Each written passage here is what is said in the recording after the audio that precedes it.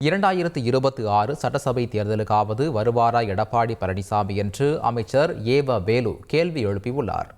அவர் வெளியிட்டுள்ள அறிக்கையில் 10 தேர்தல்களில் தோற்றவர்தான் எடப்பாடி பழனிசாமி என்று கூறியுள்ளார். ஈரோடு கிழக்கு தேர்தலிலும் தோற்று 11 தோல்வி பழனிசாமி என்ற அவப்பெயரை துடைக்க போட்டியிடாமல் களத்தை விட்டே ஓடியிருப்பதாக விமர்சித்துள்ளார்.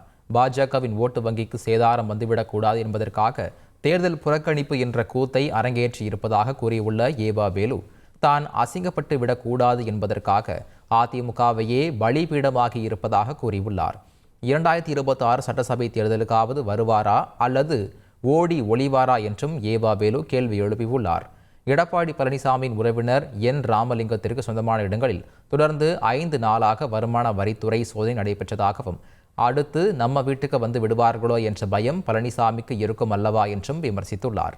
பெரியாரையே கடுமையாக அசிங்கப்படுத்திய சீமானை எடப்பாடி பழனிசாமி வன்மையாக கண்டிக்கவில்லை என்றும் குற்றம் சாட்டினார்.